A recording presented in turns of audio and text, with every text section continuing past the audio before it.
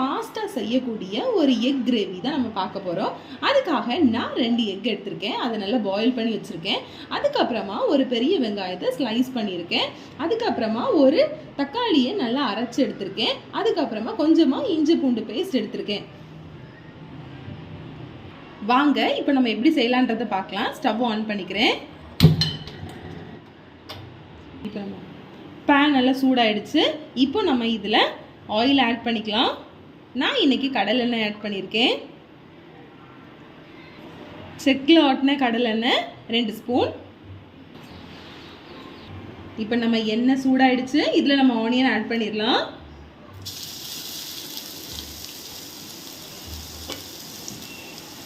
Onion add பண்ணியாச்சு. இதை லைட்டாக வதக்கிக்கோங்க. பாருங்க, இது நல்லா ஃப்ரை ஆயிடுச்சு. இப்போ நம்ம இதில் சால்ட்டும் இஞ்சி பூண்டு பேஸ்ட்டும் இதில் ஆட் பண்ணலாம். சால்ட் ஆட் பண்ணியாச்சு.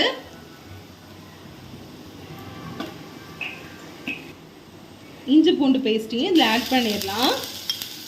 ஆட் பண்ண பிறகு மறுபடியும் நல்லா மிக்ஸ் பண்ணிடுங்க.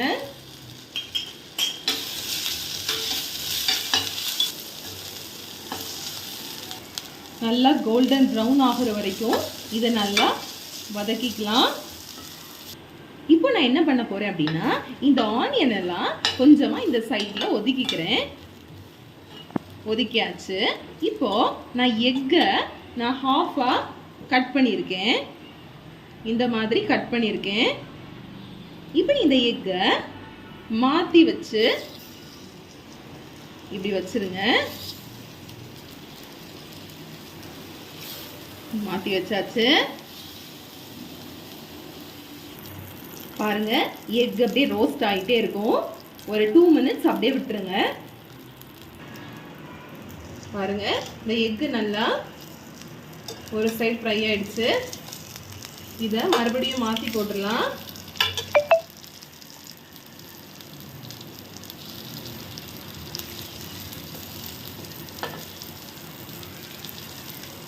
இது 1 நிமிஷம் அப்படியே இருக்கட்டும்.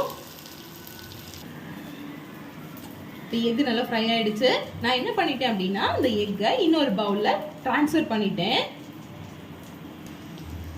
இது கூட நான் பெப்பர் பவுடரை லைட்டா போட்டுக்கிறேன். இப்போ நான் அரைச்சு வச்ச தக்காளியை இதில் ஆட் பண்ணிக்கிறேன். இந்த தக்காளி கூட இந்த ஒரு மிளகாவையும் நான் சேர்த்து அரைச்சிட்டேன்.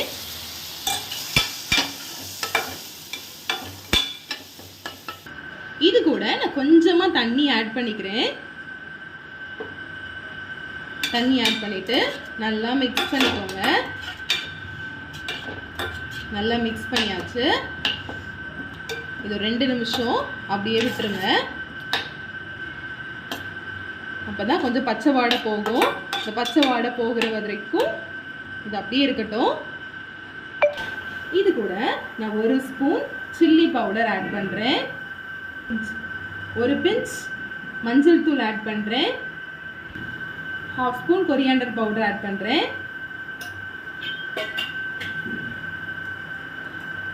அதுக்கப்புறமா ஒரு 1/2 ஸ்பூன் கரம் மசாலா ஆட் பண்ணிக்கிறேன்.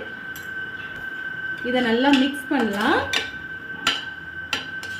நல்லா மிக்ஸ் பண்ணியாச்சு.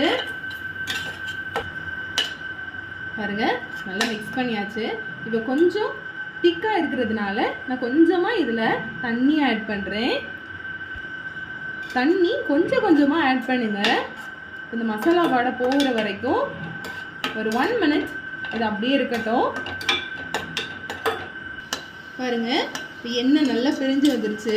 இப்போ நம்ம எக்கை இதில் ஆட் பண்ண போகிறோம். எக்கை ஆட் பண்ணிடலாம்.